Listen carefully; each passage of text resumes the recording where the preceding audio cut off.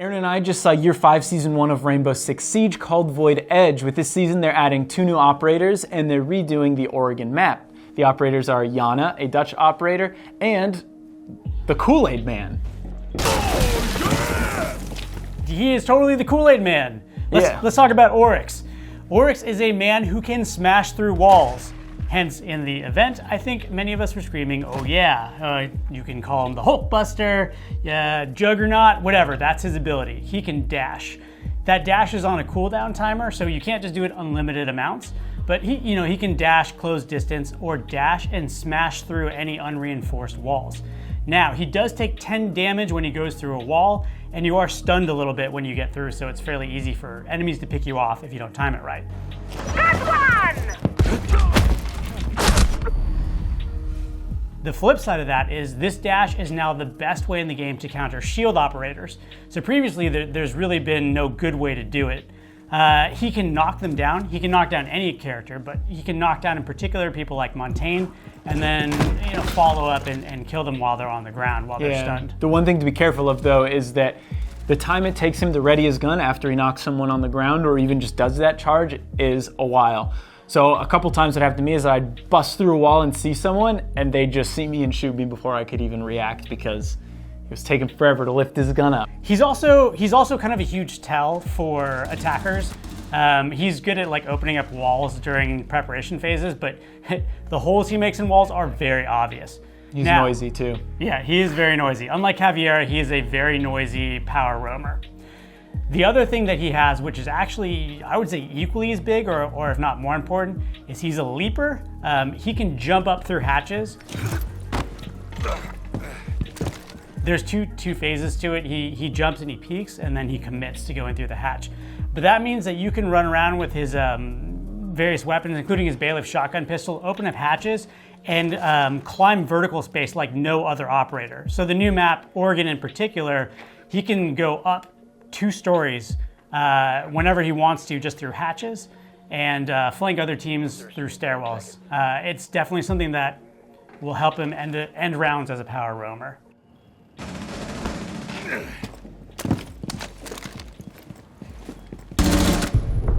Friendly's victorious. Hostiles eliminated. That does not have a cooldown, so he can climb through a hatch anytime he wants. Mm-hmm. What kind of guns does he have? He's got the Spaz 12. I know shotguns complement this operator pretty well, so you can knock out the hatches and you can get up there. But he also has a submachine gun too, like most people on defense, right? Yeah, so he's got the MP5 submachine gun. He's got a Spaz 12, a bailiff shotgun, or a USP 40 pistol. We tended to run with the MP5 to give him a little bit of range, and the bailiff shotgun pistol to open up hatches and make murder holes. That was a really good loadout for him. But yeah, overall, I think he's going to be a good alternative to Cav players. He's going to be a power roamer, and you're really going to have to watch your back. If you're hitting a floor, he could get above you and back around very quickly. Yeah, and then I played Yana a lot. Yana is a new Dutch operator on offense, and her deal is that she has a hologram she can throw down, then take control of, and then she can explore the map for a limited amount of time.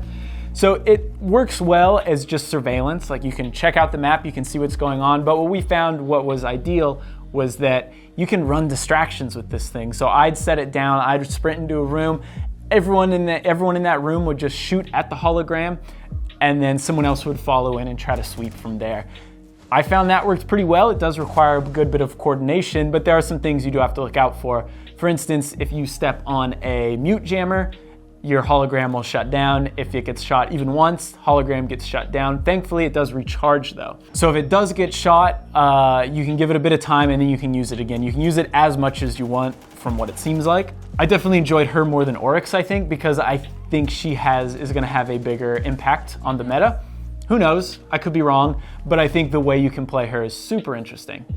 And one thing to note with her hologram, unlike Alibi, it does copy your loadout. Mm-hmm. So defenders have no way of knowing whether it's her or her hologram. There are no particular tells unless, again, she runs across a mute jammer or an electrified surface. It's basically a second chance. She gets to run into a room before she actually runs into a room. However, you can't spot when you're in the hologram, and you can't shoot when you're in the hologram.